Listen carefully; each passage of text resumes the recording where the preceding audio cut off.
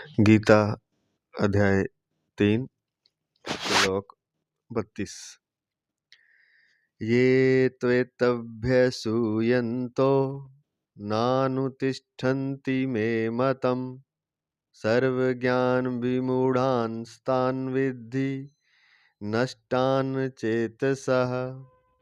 परंतु जो मनुष्य मेरे इस मत में दोष दृष्टि करते हुए इसका अनुष्ठान नहीं करते, उन संपूर्ण ज्ञानों में मोहित और अविवेकी मनुष्यों को नष्ट हुए ही समझो, अर्थात उनका पतन होता है।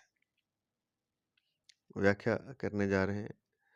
प्रातः स्मरणीय, प्रातः वंदनीय, परम श्रद्धेय भगवत तत्व प्रेम तत्व प्राप्त महापुरुष महाराज श्री स्वामी राम सुखदास जी महाराज, उनके ग्रंथ गीता पर उनकी वृद्ध व्याख्या साधक संजीवनी से व्याख्या इस प्रकार है। ये त्वेतभ्यसूयन्तो नानुतिष्ठन्ति मे मतम्। 30वें श्लोक में वर्णित सिद्धांत के अनुसार चलने वालों के लाभ का वर्णन 31वें श्लोक में करने के बाद इस सिद्धांत के अनुसार न चलने वालों की पृथकता करने हेतु यहाँ तू पद का प्रयोग हुआ है। जैसे संसार में सभी स्वार्थी मनुष्य चाहते हैं कि हमें ही सब पदार्थ मिले, हमें ही लाभ हो, ऐसे ही भगवान भी चाहते हैं कि समस्त कर्मों को मेरे ही अर्पण किया जाए, मेरे को ही स्वामी माना जाए। इस प्रकार मानना भगवान पर दोषारोपण करना है। गीता को सुन के लोग ये कहते हैं कि ये तो स्वार्थी मनुष्य की तरह भगवान कह रहे हैं कि सब कुछ मेरे अर्पण करो। ऐसे ही तो संसार के लोग कहते हैं कि सब कुछ हमें अर्पण करो। तो महाराज जी कहते हैं कि ये भगवान पर दोषारोपण करना है। जिस तरह से स्वार्थी मनुष्य कह रहे हैं उस तरह से भगवान नहीं कह रहे। उसका कारण बताएंगे आगे। कामना के बिना संसार का कार्य कैसे चलेगा? ममता का सर्वथा त्याग तो हो ही नहीं सकता। राग द्वेष आदि विकारों से रहित होना असंभव है।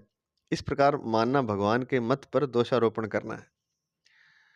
लोग ये कहते हैं कि कामना के बिना, कामना नहीं होगी, इच्छा नहीं होगी तो संसार का कार्य कैसे करेंगे, ममता नहीं होगी तो रिश्ते नाते कैसे निभाएंगे, तो इसलिए ममता का त्याग तो हो नहीं सकता। राग द्वेष आदि विकारों से तो रहित कोई मनुष्य हो ही नहीं सकता।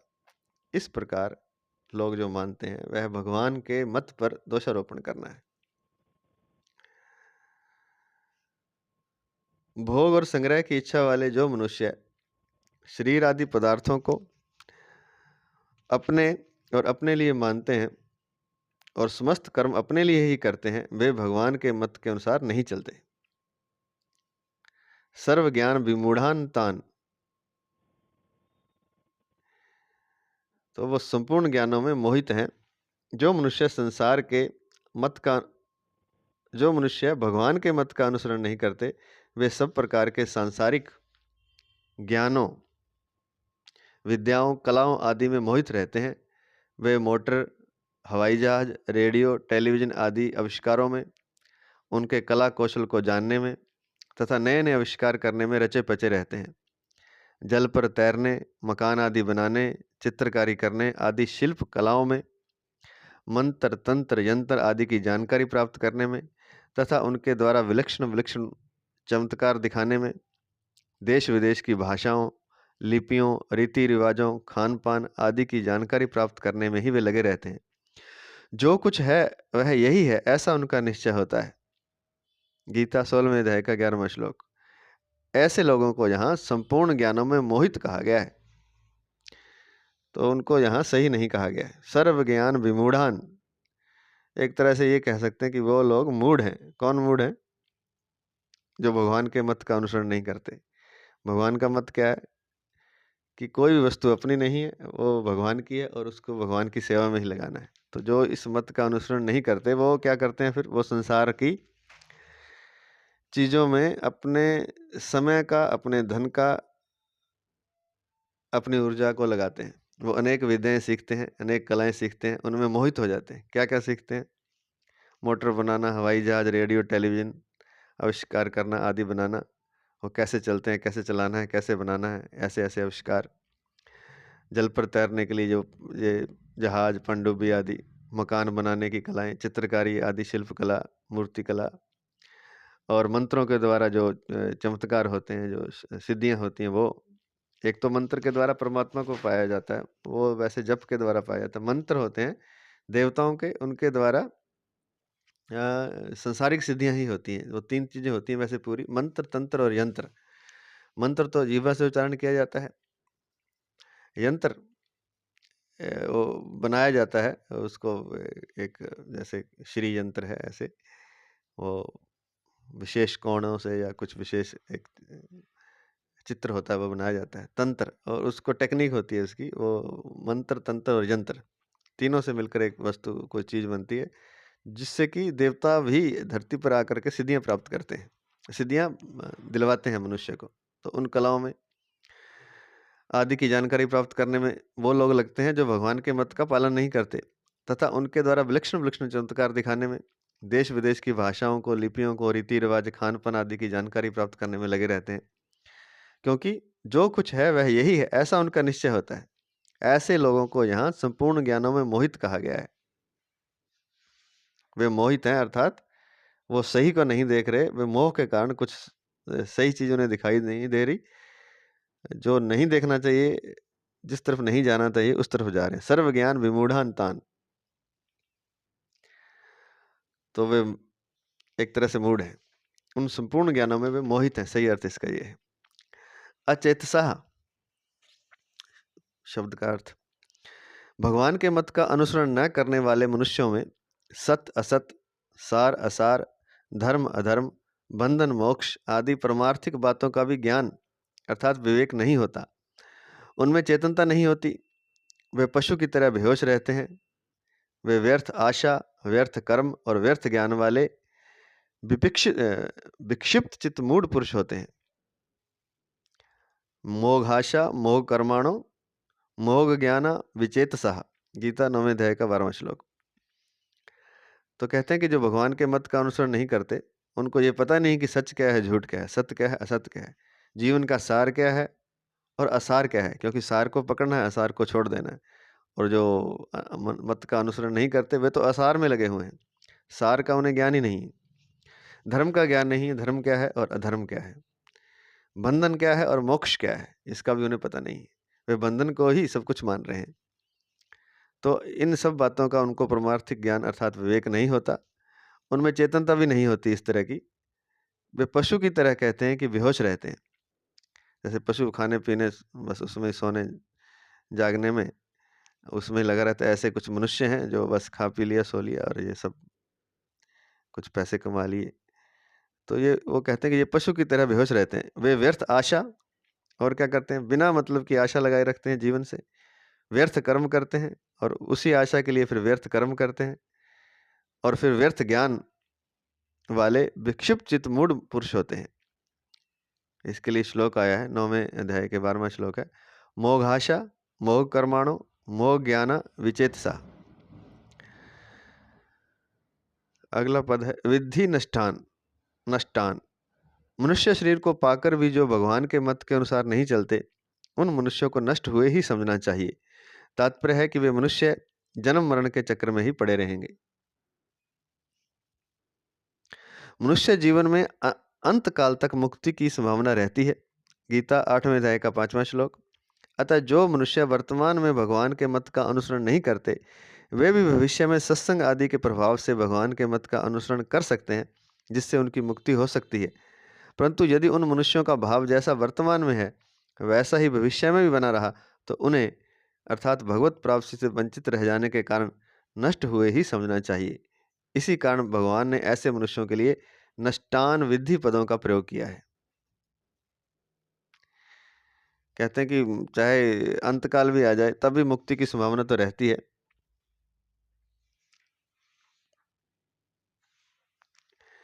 तो कभी भी वो कर सकता है, लेकिन अगर पूरा जीवन ही ऐसे निकाल देगा तो वो समझो कि वो नष्ट हुआ हुआ ही है। इसलिए उनके लिए यहाँ शब्द दिया है नष्टान विधि, कि उसका समझो कि पतन हो गया, जो अंत काल में भी नहीं लगा। पहले लगना चाहिए वैसे तो परमात्मा के मत के अनुसार, लेकिन पहले भी नहीं जो चेता, तो अंत काल में चेते तो भी ठीक है, और अंतकाल में भी नहीं चेतता तो वो तो नष्ट हुआ ही समझो। भगवान के मत का अनुसरण न करने वाला मनुष्य समस्त कर्म राग अथवा द्वेष पूर्वक करता है। राग और द्वेष दोनों ही मनुष्य के महान शत्रु हैं। तो जो भगवान के मत का अनुसरण नहीं करता वो कर्म कैसे करेगा? या तो राग के वश होकर के या द्वेष के वश कर्म करता है। राग और द्वेष दोनों ही मनुष्य के महान शत्रु हैं। तो हयस्य परिपंथिनो, गीता 3 अध्याय का 34वां श्लोक अभी आएगा। नाशवान होने के कारण पदार्थ और कर्म तो सदा साथ नहीं रहते, पर राग द्वेष पूर्वक कर्म करने से मनुष्य तादात्म्य, ममता और कामना से आबद्ध होकर बार बार नीच योनियों और नरकों को प्राप्त होता रहता है। इसलिए भगवान ने ऐसे मनुष्यों को नष्ट हुए ही समझने की बात कही है।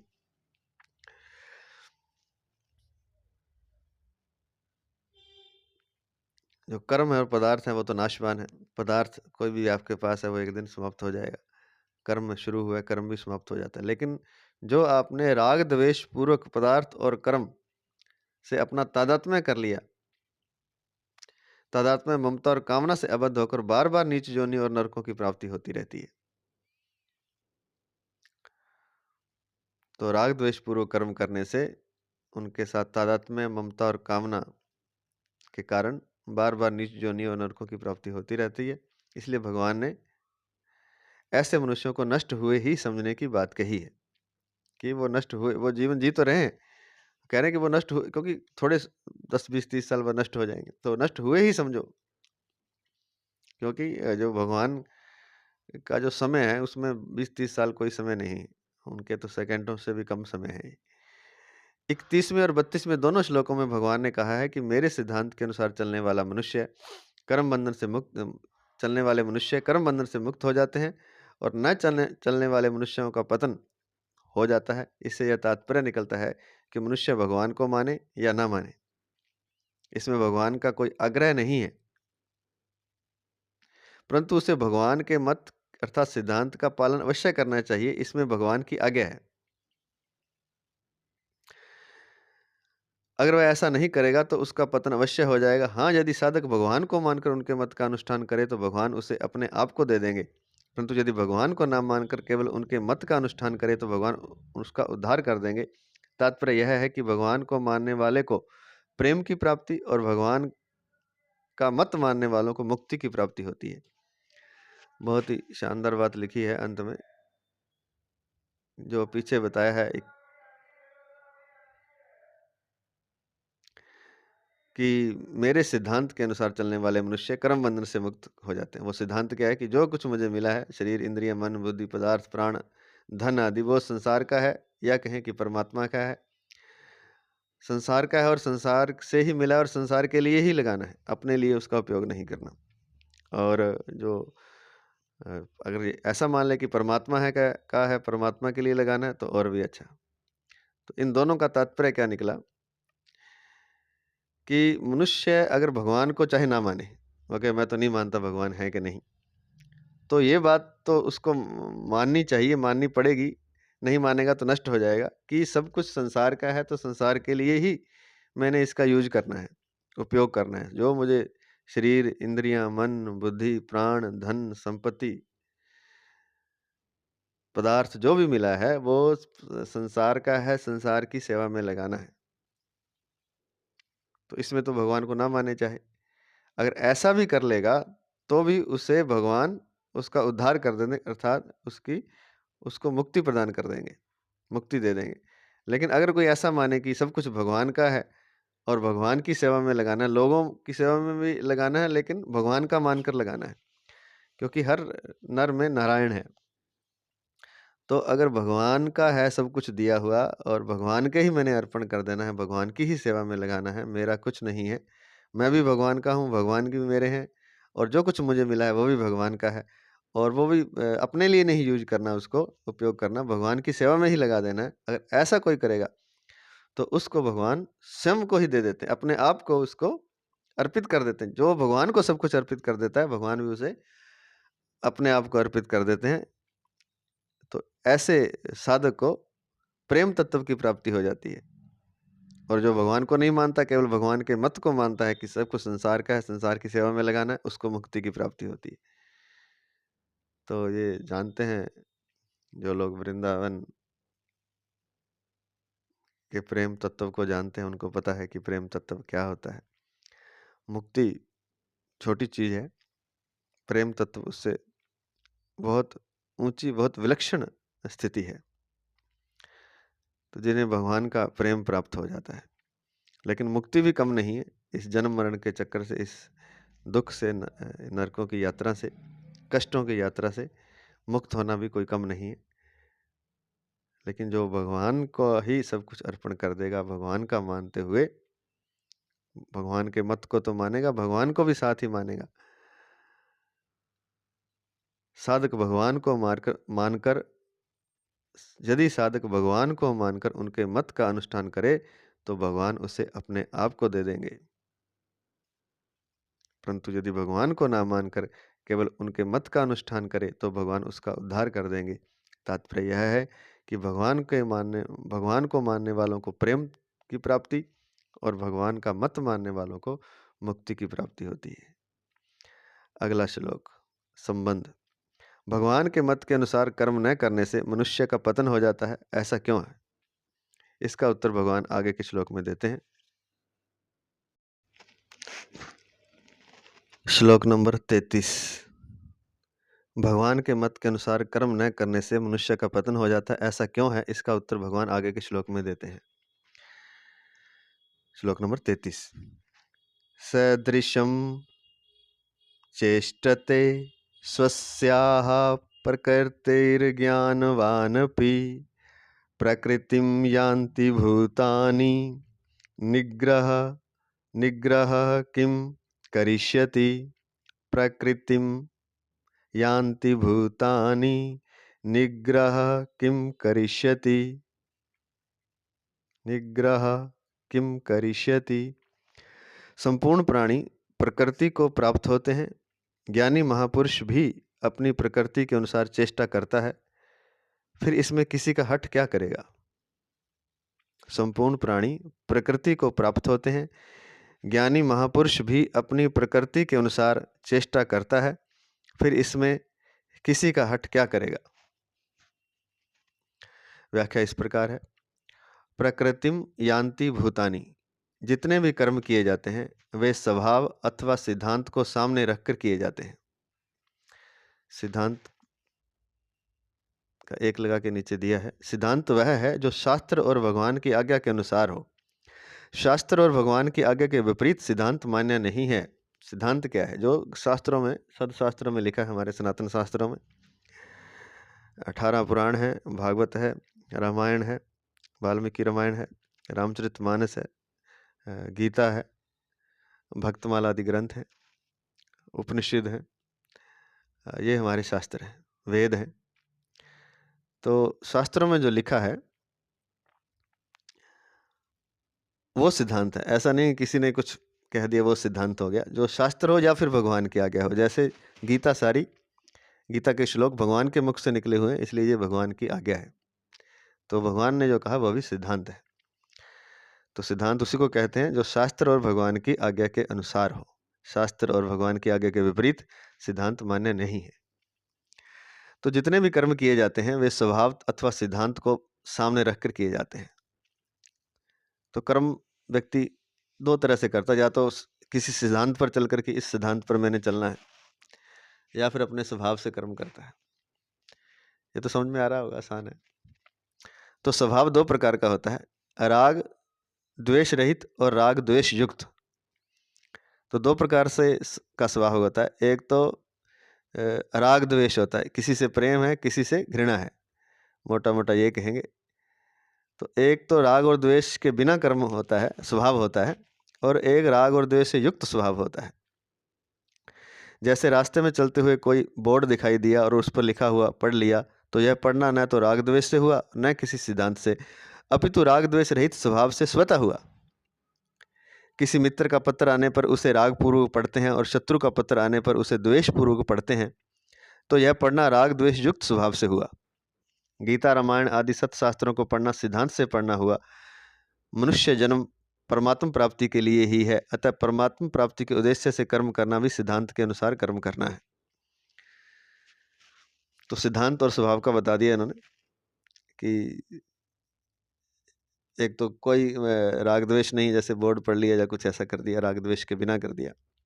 और एक राग द्वेष, किसी मित्र का पत्र आया तो उसको प्रेम से पढ़ा, राग हो गया। शत्रु का पत्र आया तो उसे द्वेष से पढ़ा। आजकल पत्र नहीं आता, आजकल फ़ोन आता है, तो फ़ोन आया तो राग से हो गया, मित्र का आया तो, शत्रु का आया तो द्वेष हो गया, द्वेषपूर्वक सुना उसको। और ये तो हो गया स्वभाव के कारण जो कर्म करते हैं। एक होता है सिद्धांत के कारण। हम सिद्धांत क्या है? गीता रामायण पढ़ना, सत्शास्त्रों को पढ़ना सिद्धांत है। तो मनुष्य जन्म परमात्मा प्राप्ति के लिए है, अतः परमात्मा प्राप्ति के उद्देश्य से कर्म करना भी सिद्धांत के अनुसार कर्म करना है।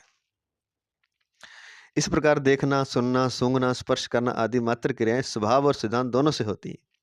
तो हम जो देख रहे हैं, हम जो सुन रहे हैं, हम जो सूंघ रहे हैं, हम जो स्पर्श कर रहे हैं, हम जो खा पी रहे हैं, जीवा से बोल भी रहे हैं, ये सारी क्रियाएं स्वभाव और सिद्धांत दोनों के कारण होती हैं। राग द्वेष रहित स्वभाव दोषी नहीं होता,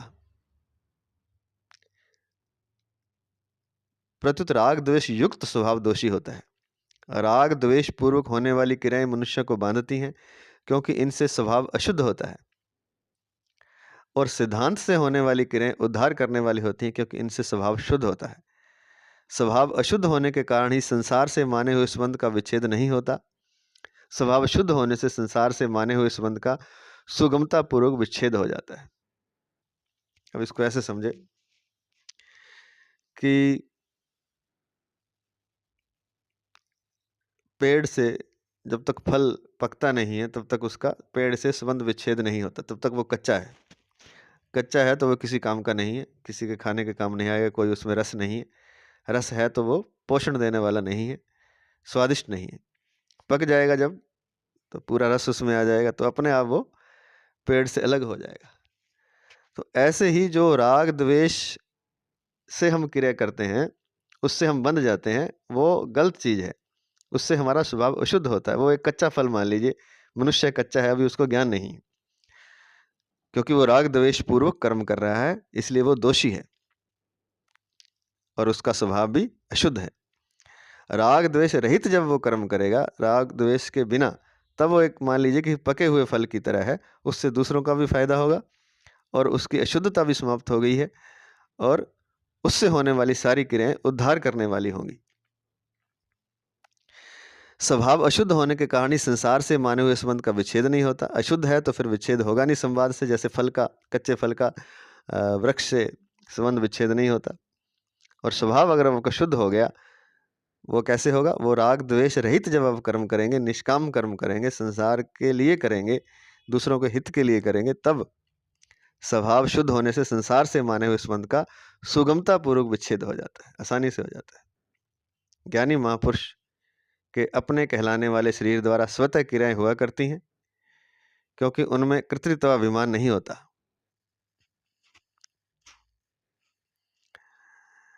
परमात्म प्राप्ति चाहने वाले साधक की क्रियाएं सिद्धांत के अनुसार होती हैं। ज्ञानी महापुरुष के अपने कहलाने वाले शरीर द्वारा स्वतः क्रियाएं हुआ करती हैं, क्योंकि उसमें कृत्रित्वाभिमान नहीं होता,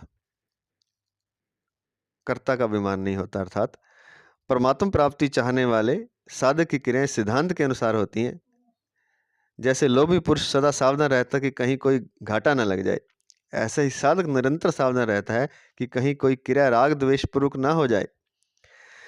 ऐसी सावधानी होने पर साधक का स्वभाव शीघ्र शुद्ध हो जाता है और परिणाम स्वरूप वह कर्म बंधन से मुक्त हो जाता है। यद्यपि क्रिया मात्र स्वाभाविक ही प्रकृति के द्वारा होती है, तथापि अज्ञानी पुरुष क्रिया के साथ अपना संबंध मानकर अपने को उन क्रियाओं का कर्ता मान लेता है। गीता 3 अध्याय का 27वां श्लोक जो हम कर चुके हैं। कहने का ये कहना चाहते हैं कि कर्तृत्वाभिमान जो जिसको कहा है यहाँ, वो है कर्तापन का अभिमान। वो क्या होता है कि मैं करने वाला हूँ, मैं क्रियाएं करता हूँ। बल्कि क्रियाएं ये कह रहे हैं, जो हम कर्म और क्रियाएं होती हैं हमारे से, वो प्रकृति द्वारा होती है। प्रकृति हमसे करवा लेती है। कैसे करवा लेती है? हमारे स्वभाव के अनुसार। जैसा हमारा स्वभाव है वैसा हम काम और क्रियाएं इस संसार में करते हैं।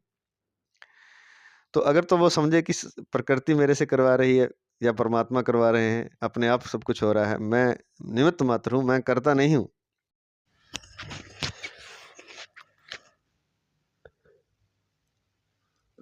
तथापि अज्ञानी पुरुष क्रियाओं के साथ अपना संबंध मानकर अपने को उन क्रियाओं का कर्ता मान लेता है। पदार्थों और क्रियाओं से अपना संबंध मानने के कारण ही राग द्वेष उत्पन्न होते हैं, जिनसे जन्म मरण रूप बंधन होता है। राग द्वेष के कारण ही फिर जन्म और मरण रूप बंधन होता है, अर्थात बार बार जन्म लेना पड़ता है और फिर बार बार मृत्यु होती है। परंतु प्रकृति से संबंध न रखने मानने वाला परंतु प्रकृति से संबंध न मानने वाला साधक अपने को सदा अकर्ता ही देखता है। गीता 13वें अध्याय का 29वां श्लोक। तो जो प्रकृति से संबंध नहीं मानता अपने का, तो वो साधक अपने को अकर्ता ही देखता है हमेशा।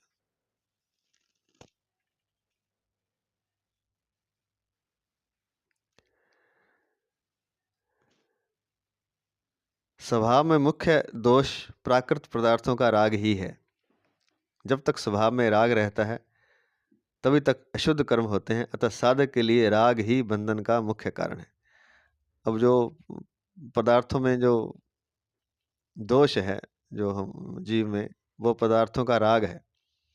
राग अर्थात प्रेम, या पदार्थ चाहता है, उसको कुछ संसार की चीज़ें चाहिए, वस्तु चाहिए, व्यक्ति चाहिए, पदार्थ चाहिए, उनसे जो प्रेम है, उसको पाने की जो इच्छा है, वही राग है, वही बंधन का कारण है।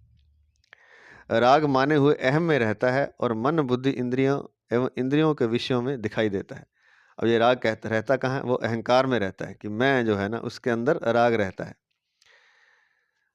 और मन बुद्धि इंद्रियों एवं इंद्रियों के विषयों में दिखाई देता है। और दिखाई कहाँ देता है वो राग? रहता तो अहम में है, लेकिन मन में दिखाई देगा, बुद्धि में, इंद्रियों में, और या फिर इंद्रियों के विषयों में। जैसे इंद्रियां हैं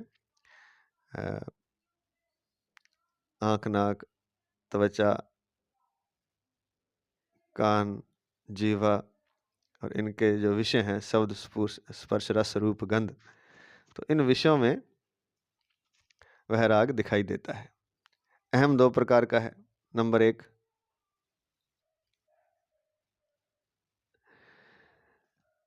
चेतन द्वारा जड़ के साथ माने हुए संबंध से होने वाला तादात्म्य रूप अहम।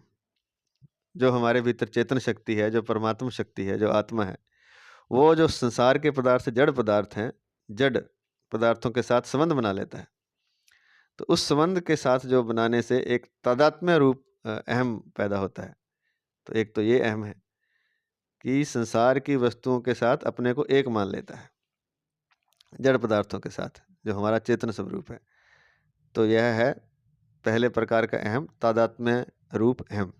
नंबर 2, जड़ प्रकृति का धातु रूप अहम, महाभूता ने हंकारा, गीता 13वें अध्याय का 5वां श्लोक।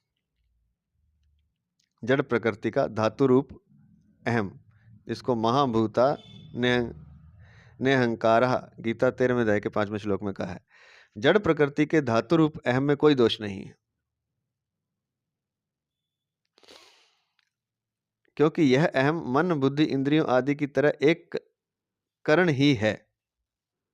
इसलिए संपूर्ण दोष माने हुए अहम में ही है। ज्ञानी महापुरुष में तादात्म्य रूप अहम का सर्वथा अभाव होता है। तो जो वस्तुओं से तादात्म्य करके एक अहम बनता है, उसका ज्ञानी महापुरुष में अभाव होता है। उसमें प्रकृति के धातु रूप अहम होता है, प्रकृति का। अब ये धातु रूप अहम क्या है?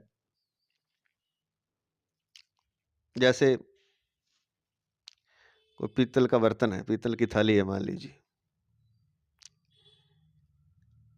तो जहाँ तक हमें समझ में आया है, तो थाली हमें दिखाई देती है, लेकिन थाली जिस धातु से बनी है वह पीतल है।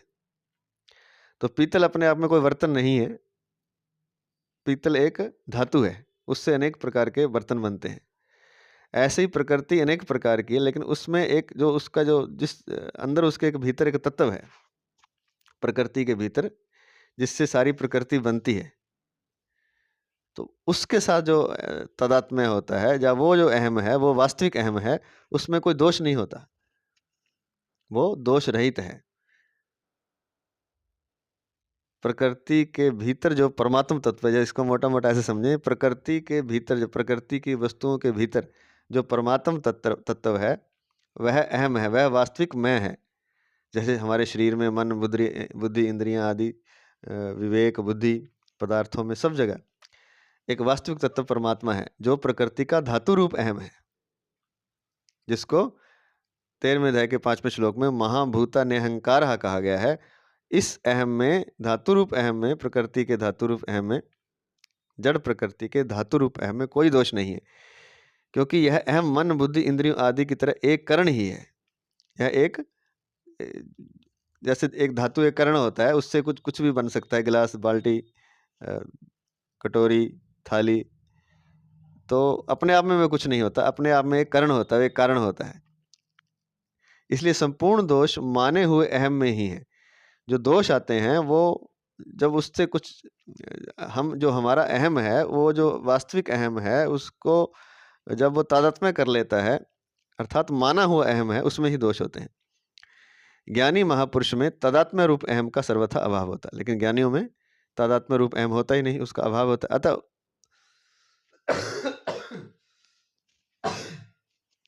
अतः उसके कहलाने वाले शरीर के द्वारा होने वाली समस्त क्रियाएं प्रकृति के धातु रूप अहम से ही होती हैं। अब ये बात है कि जो प्रकृति का धातु रूप अहम है, अर्थात हमें ऐसा लगता है कि वो परमात्म तत्व है, उसी के द्वारा सारी क्रियाएं ज्ञानी महापुरुष के द्वारा होती हैं, स्वतः होती हैं, चाहे उसके शरीर से हो रही हो। अतः उसके कहलाने वाले शरीर के द्वारा होने वाली समस्त क्रियाएं प्रकृति के धातु रूप अहम से ही होती हैं। वास्तव में समस्त प्राणियों की सब क्रियाएं इस धातु रूप अहम से ही होती हैं, परंतु जड़ शरीर को मैं और मेरा मानने वाला अज्ञानी पुरुष उन क्रियाओं को अपनी तथा अपने लिए मान लेता है और बंध जाता है। वास्तव में कहते हैं कि समस्त प्राणियों की सब क्रियाएं इसी धातु रूप अहम से होती हैं, जिसे कि हम परमात्मा मान रहे हैं, या आत्मा, या चेतना, या स्वभाव, या हमारी सत्ता, कुछ भी कह सकते हैं। परंतु जड़ पर शरीर को मैं और मेरा मानने वाला अज्ञानी पुरुष उन क्रियाओं को अपनी तथा अपने लिए मान लेता है और बंध जाता है, कारण कि क्रियाओं को अपनी और अपने लिए मानने से ही राग उत्पन्न होता है। क्रियाओं को अपनी और अपने लिए, ये क्रिया मैं कर रहा हूँ, मेरी है और मेरे लिए करनी है मैंने, इसी से ही राग उत्पन्न होता है। इसको 2 लगा के दिया है नीचे।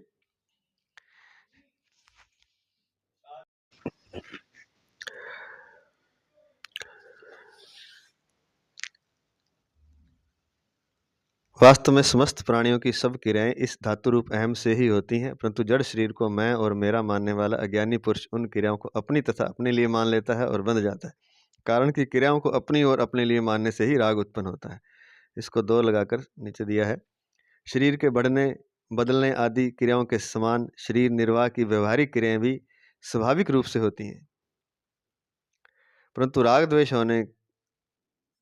रहने से साधारण पुरुष की तो इन व्यवहारिक क्रियाओं में लिप्तता रहती है, पर राग द्वेष न रहने से ज्ञानी महापुरुष की लिप्तता नहीं रहती। कहते हैं कि जैसे शरीर अपने आप बढ़ता है, सुन लो भाई, शरीर अपने आप बढ़ता है, अपने आप बदलता है, हम कुछ करते हैं, खाना अपने आप पचता है, सांस अपने आप चलती है, ऐसे ही बाकी क्रियाएं भी सब अपने आप होती हैं। जैसे तू जर्मन गया, जो भी परमात्मा की कृपा तो ही होएगा, नहीं होएगी परमात्मा की इच्छा तो नहीं जा पाएगा। तो शरीर के बढ़ने, बदलने आदि क्रियाओं के समान शरीर निर्वाह की व्यवहारिक क्रियाएं भी, शरीर निर्वाह के लिए हमें जो आवश्यक है, वस्त्र, मकान, ये सब भी स्वाभाविक रूप से होती हैं। मकान बन गया, या आपके वस्त्र हैं, आपके खाने का है, सामान है, कार है, गाड़ी है, जो भी है, जो भी आपको मिला है, जैसे शरीर का बढ़ना, बदलना, श्वास चलना, हृदय का धड़कना, भोजन का पचना अपने आप होता है, ऐसे बाकी क्रियाएं भी शरीर निर्वाह की जो है स्वाभाविक रूप से होती हैं, परंतु राग द्वेष रहने से साधारण पुरुषों की इन व्यवहारिक क्रियाओं में लिप्तता नहीं रहती। परंतु राग द्वेष रहने से साधारण पुरुषों की तो इन व्यवहारिक क्रियाओं में लिप्तता रहती है, लेकिन जो साधारण मनुष्य है वो सोचता है कि मैं कर रहा हूँ, वो लिप्त होकर के करता है, क्योंकि उसमें राग द्वेष होता है। लेकिन जो ज्ञानी महापुरुष होता है, जिसमें राग द्वेष नहीं होता, उसकी इन क्रियाओं में लिप्तता नहीं रहती। उसे पता है कि परमात्मा करता है, परमात्मा ही कर रहा है, इसलिए वो मुक्त हो जाता है, निश्चिंत हो जाता है और अपना चिंता का त्याग कर देता है और परमात्मा में स्थित हो जाता है। अगला पद है, सदृशम चेष्टते स्वस्याः प्रकृतिर्ज्ञान वानपि। सदृशम चेष्टते स्वस्याः प्रकृतिर्ज्ञानवानपि। यद्यपि अंतःकरण में राग द्वेष न रहने से ज्ञानी महापुरुष की प्रकृति निर्दोष होती है, और वह प्रकृति के वशीभूत नहीं होता, तथापि वह चेष्टा तो अपनी प्रकृति अर्थात स्वभाव के अनुसार ही करता है। जैसे कोई ज्ञानी महापुरुष अंग्रेजी भाषा नहीं जानता और उसमें अंग्रेजी बोलने के उससे उससे अंग्रेजी बोलने के लिए कहा जाए तो वह बोल नहीं सकेगा। वह जिस भाषा को जानता उसी भाषा में बोलेगा। भगवान भी अपनी प्रकृति अर्थात स्वभाव को वश में करके जिस योनि में अवतार लेते हैं उसी योनि के स्वभाव के अनुसार चेष्टा करते हैं। जैसे भगवान राम या कृष्ण रूप से मनुष्य योनि में अवतार लेते हैं तथा मत्स्य, कच्छप, बारह आदि योनि में अवतार लेते हैं, तो वहाँ उस योनि के अनुसार ही चेष्टा करते हैं। तात्पर्य है कि भगवान के अवतारी शरीर में भी वर्ण योनि के अनुसार, वर्ण के अनुसार, जो जैसे मछली रूप में, कछुए के रूप में, वराह, शूकर रूप में अवतार लिया, तो उसी रूप में वे व्यवहार भी करते हैं। तो जैसा उनका वर्ण है, जैसी योनि में उन्होंने अवतार लिया है, अवतारी शरीर में भी वर्ण योनि के अनुसार स्वभाव की भिन्नता रहती है, पर परवशता नहीं रहती। वो उस शरीर का गुलाम नहीं होता, परवश नहीं रहता। इसी तरह जिन महापुरुषों का प्रकृति अर्थात जड़ता से संबंध विच्छेद हो गया है, उनमें स्वभाव की भिन्नता तो रहती है, पर परवशता नहीं रहती। परंतु जिन मनुष्यों का प्रकृति से संबंध विच्छेद नहीं हुआ है, उनमें स्वभाव की भिन्नता और परवशता दोनों रहती है।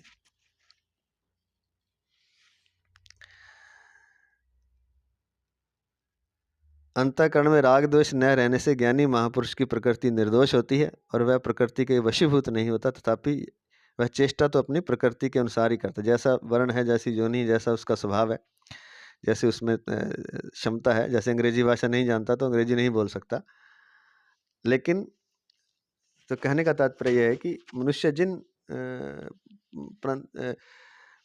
कि जिस तरह जिन महापुरुषों का प्रकृति अर्थात जड़ता से संबंध विच्छेद हो गया है, उनमें स्वाभाविक भिन्नता तो रहती है। किसी को अंग्रेजी आती है, किसी को नहीं आती है, स्वाभाविक भिन्नता तो है, पर परवशता नहीं रहती।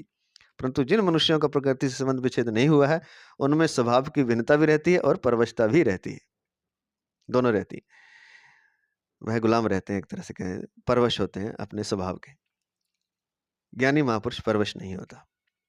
यहाँ स्वस्याः पद का तात्पर्य यह है कि ज्ञानी महापुरुष की प्रकृति निर्दोष होती है, वह प्रकृति के वश में नहीं होता।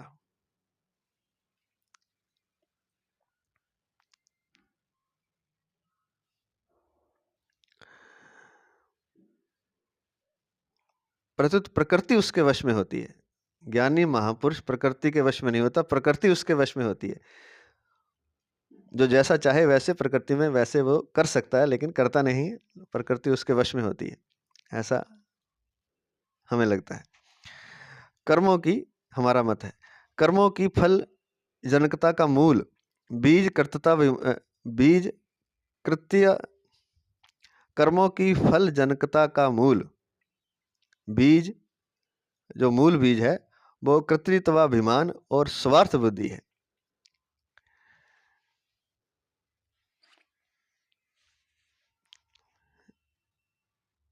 कर्तापन का अभिमान और स्वार्थ बुद्धि, यह है कर्मों की फल जनकता का मूल है। अर्थात कर्मों का जो फल जहाँ से पैदा होता है, उसका बीज जो है वो कर्तापन का अभिमान और स्वार्थ बुद्धि है। ज्ञानी महापुरुष में कर्तृत्वाभिमान और स्वार्थ बुद्धि नहीं होती, उसके द्वारा चेष्टा मात्र होती है। बंधनकारक कर्म होता है, चेष्टा या क्रिया नहीं। उसके द्वारा चेष्टा मात्र होती है। तो ज्ञानी महापुरुष द्वारा चेष्टा होती है, उसमें कर्तापन का अभिमान और स्वार्थ बुद्धि नहीं होती। बंधन कारक जो है वह कर्म होता है, चेष्टा या क्रिया नहीं होती। आप कोई कर्म कर रहे हैं, जो चेष्टा कर रहे हैं या क्रिया कर रहे हैं, वह बंधन कारक नहीं होती, कर्म होता है। अगर कर्म फल की इच्छा से किया गया तो बंधन कारक होता है, और वो कर्म फल की इच्छा से नहीं किया गया तो वो सिर्फ क्रिया होती है। पीछे बताया जा चुका है, वो चेष्टा या उसको क्रिया कहते हैं, तो वह बंधन कारक नहीं होता। फल की इच्छा से कुछ किया जाए तो उसको कर्म कहते हैं, जो कि बंधन कारक होता है, और फल की इच्छा से कर्म किया जाए तो वो कर्म नहीं कहलाता, वह मात्र क्रिया या चेष्टा कहलाती, जो कि बंधन कारक नहीं होता। यह पीछे भी बता चुके हैं। इसलिए यहाँ चेष्टते पद आया है, उसका स्वभाव इतना शुद्ध होता है कि उसके द्वारा होने वाली क्रियाएं भी महान शुद्ध एवं साधकों के लिए आदर्श होती हैं। तो ज्ञानी महापुरुष का स्वभाव इतना शुद्ध होता है कि उसके द्वारा होने वाली क्रियाएं भी हैं, वो इतनी शुद्ध होती हैं, महान शुद्ध एवं साधकों के लिए आदर्श होती हैं। पीछे के और वर्तमान जन्म के संस्कार, माता पिता के संस्कार, वर्तमान का संग, शिक्षा, वातावरण, अध्ययन, उपासना, चिंतन, क्रिया, भाव आदि के अनुसार स्वभाव बनता है। यह स्वभाव सभी मनुष्यों में भिन्न भिन्न होता है और इसे निर्दोष बनाने में सभी मनुष्य स्वतंत्र हैं। व्यक्तिगत स्वभाव की भिन्नता ज्ञानी महापुरुषों में भी रहती है। चेतन में भिन्नता होती ही नहीं और प्रकृति अर्थात स्वभाव में स्वाभाविक भिन्नता रहती है।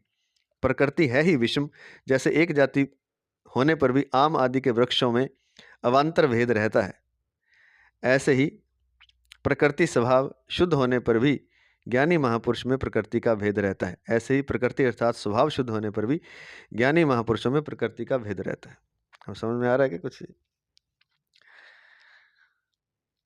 ये कह रहे हैं कि जो हमारा स्वभाव बनता है वो पीछे के और वर्तमान जन्म के संस्कार, इस जन्म के संस्कार और पीछे के संस्कारों के कारण, और माता पिता के संस्कार कैसे हैं, वर्तमान का संग कैसा था, किन लोगों के साथ वो रहा, शिक्षा, वातावरण, अध्ययन क्या किया, उपासना, साधना, भगवान का भजन किया, साधना की, ध्यान किया, क्या किया, चिंतन कैसा है उसका, क्रिया कैसी है, भाव कैसे हैं उसके, इस सब के अनुसार हमारा स्वभाव बनता है।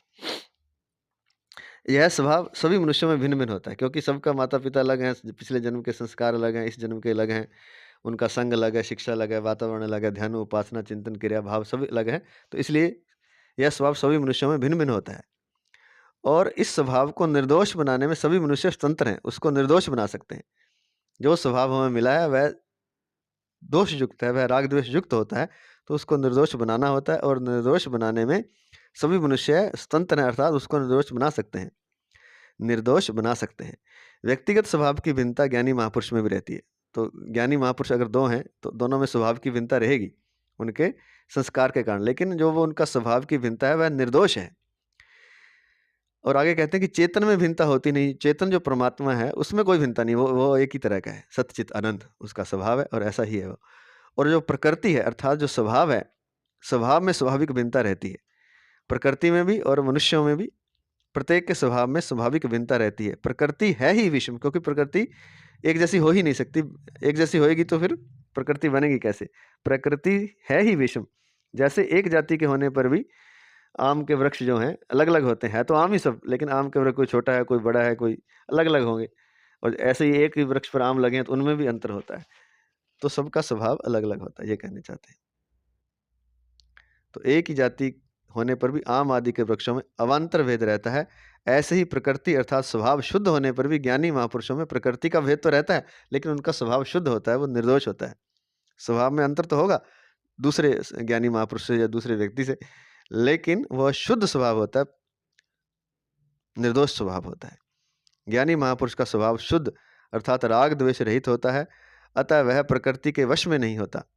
इसके विपरीत अशुद्ध राग द्वेष युक्त स्वभाव वाले मनुष्य अपनी बनाई हुई परवशता से बाध्य होकर कर्म करते हैं। लेकिन जिनका अशुद्ध स्वभाव है, जिनमें राग द्वेष है, तो ऐसे मनुष्य अपनी बनाई हुई परवशता, वो अपनी ही बनाई हुई, किसी से राग है, किसी से द्वेष है, उसी के परवश होकर के वे कर्म करते हैं। अगला पद है निग्रहम किम करिष्यति। जिनका स्वभाव महान, शुद्ध एवं श्रेष्ठ है, उनकी क्रियाएं भी अपनी प्रकृति के अनुसार हुआ करती हैं। फिर जिनका स्वभाव अशुद्ध राग द्वेष युक्त है, उन पुरुषों की क्रियाएं तो प्रकृति के अनुसार होंगी ही। इस विषय में हट उनके काम नहीं आएगा। जिसका जैसा स्वभाव है उसी के अनुसार कर्म करने पड़ेंगे। यदि स्वभाव अशुद्ध हो तो वह अशुद्ध कर्मों में, और शुद्ध हो जाने पर वह शुद्ध कर्मों में मनुष्य को लगा देगा। तो स्वभाव के अनुसार उसे कर्म करने पड़ेंगे। शुद्ध है तो शुद्ध कर्म होंगे और अशुद्ध है तो अशुद्ध होंगे। तो हट करके वो कुछ नहीं कर सकता। हाँ, अपने इस विषय में हट करके काम नहीं आएगा। जिसका जैसा स्वभाव है उसी के अनुसार कर्म करने पड़ेंगे। यदि स्वभाव अशुद्ध हो तो वह अशुद्ध कर्मों में, और शुद्ध हो जाने पर शुद्ध हो तो वह शुद्ध कर्मों में मनुष्य को लगा देगा। अर्जुन भी जब हठ पूर्वक युद्ध रूप कर्तव्य कर्म का त्याग करना चाहते हैं, तब भगवान उन्हें यही कहते हैं कि तेरा स्वभाव तुझे बलपूर्वक युद्ध में लगा देगा, क्योंकि तेरा स्वभाव क्षत्रिय का है। प्रकृतिस्त्वाम नियोक्ष्यति, प्रकृतिस्त्वाम नियोक्ष्यति, 18वें अध्याय का 51वां श्लोक।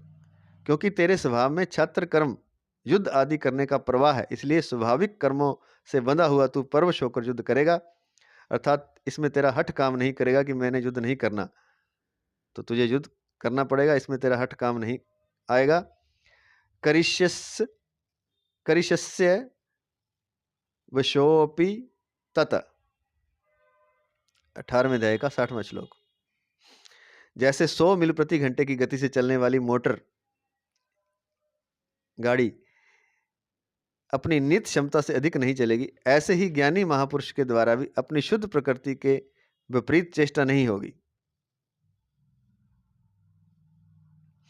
जिसकी प्रकृति अशुद्ध है उनकी प्रकृति बिगड़ी हुई मोटर के समान है।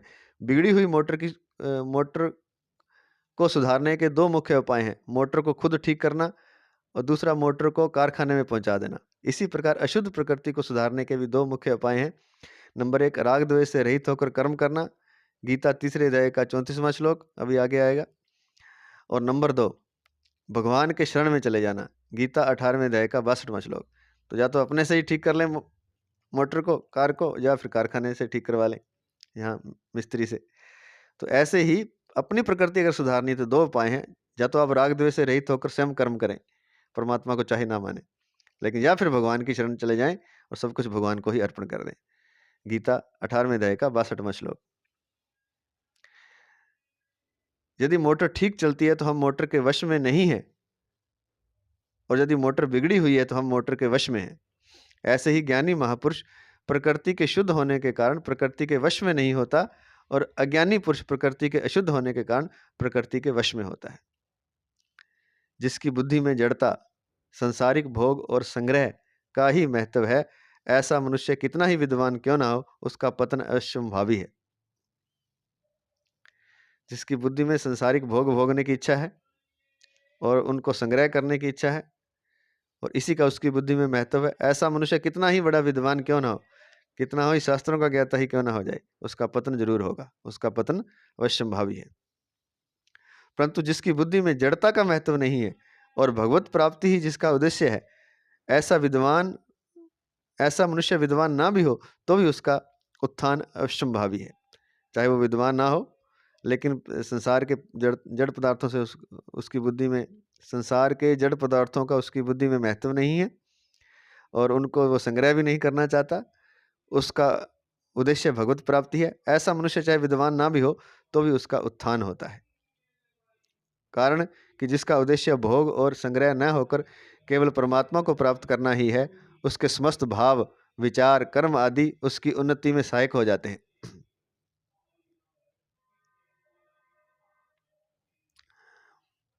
उसके समस्त भाव, विचार, कर्म आदि उसकी उन्नति में सहायक हो जाते हैं। अतः साधक को सर्वप्रथम परमात्मा प्राप्ति का उद्देश्य बना लेना चाहिए, फिर उस उद्देश्य की सिद्धि के लिए राग द्वेष से रहित होकर कर्तव्य कर्म करने चाहिए। राग द्वेष से रहित होने का सुगम उपाय है मिले हुए शरीर आदि पदार्थों को अपना और अपने लिए ना मानते हुए दूसरों की सेवा में लगाना और बदले में दूसरों से कुछ भी ना चाहना। फिर से सुन लें, राग द्वेष से रहित होने का सुगम उपाय है मिले हुए शरीर आदि पदार्थों को, शरीर, इंद्रियां, मन, बुद्धि, प्राण, पदार्थ, धन, संपत्ति, सब कुछ शरीर आदि पदार्थों को अपना और अपने लिए ना मानते हुए दूसरों की सेवा में लगाना और बदले में दूसरों से कुछ भी ना चाहना। प्रकृति के वश में न होने के लिए साधु को चाहिए कि वह किसी आदर्श को सामने रखकर कर्तव्य कर्म करे। प्रकृति के वश में न होने के लिए साधु को चाहिए कि वह किसी आदर्श को सामने रख कर्तव्य कर्म करे। आदर्श दो हो सकते हैं, नंबर 1 भगवान का मत अर्थात सिद्धांत, और नंबर 2 श्रेष्ठ महापुरुषों का आचरण। आदर्श को सामने रखकर कर्म करने वाले मनुष्य की प्रकृति शुद्ध हो जाती है और नित्य प्राप्त परमात्मा तत्व का अनुभव हो जाता है। इसके विपरीत आदर्श को सामने न रखकर कर्म करने वाला मनुष्य राग द्वेष पूर्वक ही सब कर्म करता है, जिससे राग द्वेष और पुष्ट हो जाते हैं और उसका पतन हो जाता है। नष्टान विद्धि, यही इस तीसरे अध्याय के 32वें श्लोक में कहा है। तो ये कहते हैं कि अगर परमात्मा आपका लक्ष्य नहीं है तो आप जो कर्म करेंगे वो राग द्वेष पूर्वक ही होंगे और फिर वो और पुष्ट हो जाएगा राग द्वेष, और उसका पतन हो जाएगा। इसके लिए यहाँ शब्द आया नष्टान विधि। तो परमात्मा प्राप्ति का उद्देश्य रखकर अगर हम संसार के कर्म भी करेंगे तो भी हम नष्ट नहीं होंगे, हमारा पतन नहीं होगा बल्कि हमारा उत्थान होगा। और उसके लिए 2 तरीके बताए हैं। एक तो भगवान के मत को मान ले, जो कि अभी बताया है कि शरीर आदि पदार्थों को अपना और अपने लिए ना मानते हुए दूसरों की सेवा में लगाना और बदले में दूसरों से कुछ ना चाहना, ये तो भगवान का मत है, या तो इसको माने, या फिर जो श्रेष्ठ महापुरुष, संत महापुरुष हैं, उनके आचरण को आदर्श माने और उनके आदर्श को सामने सामने रखकर ही वह कर्म करे। उस आदर्श पर चलते हुए ही, आदर्श को मानकर ही, सामने रखकर ही कर्म करे, तो मनुष्य की प्रकृति शुद्ध हो जाती है। जैसे नदी के प्रवाह को हम रोक तो नहीं सकते, पर नहर बनाकर मोड़ सकते हैं, ऐसे ही कर्मों के प्रवाह को रोक तो नहीं सकते, पर उनका प्रवाह मोड़ सकते हैं।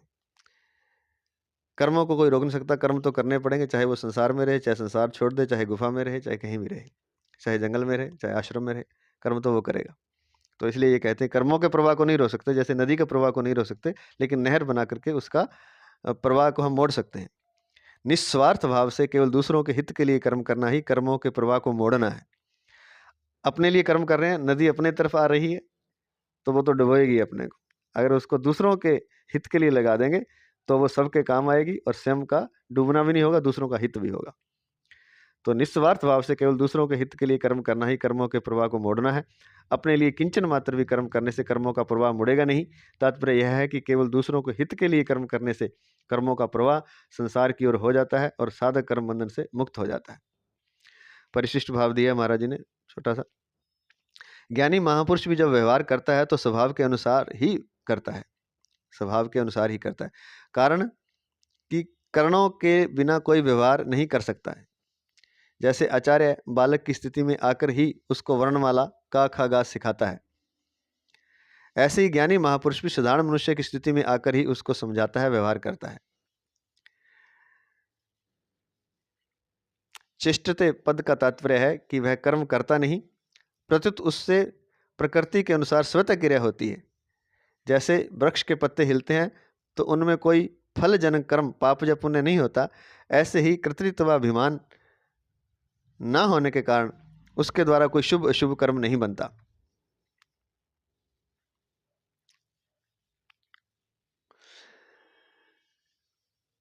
ऐसे ही कर्तृत्वाभिमान न होने के कारण ज्ञानी महापुरुष द्वारा कोई शुभ अशुभ कर्म नहीं बनता। जैसे हवा चलने पर वृक्ष के पत्ते अपने आप हिलते हैं, उनसे कोई पाप पुण्य कर्म नहीं होता, फल नहीं होता, पाप पुण्य कर्म नहीं होता। ज्ञानी महापुरुष भी दूसरों के हित में लगे रहते हैं, क्योंकि साधनावस्था में ही उनका स्वभाव प्राणी मात्र का हित करने का रहा है। सर्वभूत हिते रता, गीता 5वें अध्याय का 25वां श्लोक और 12वें अध्याय का 4था श्लोक। इसलिए कुछ भी करना, जानना और पाना शेष न रहने पर भी उनमें सबका हित करने का स्वभाव रहता है। तात्पर्य है कि दूसरों का हित करते करते जब उनका संसार से सर्वथा संबंध विच्छेद हो जाता है, तब उनको हित करना नहीं पड़ता, प्रत्युत पहले के प्रवाह के कारण उनके द्वारा स्वतः दूसरों का हित होता है। आज इतना ही। जय श्री कृष्ण, जय श्री कृष्ण, जय श्री कृष्ण।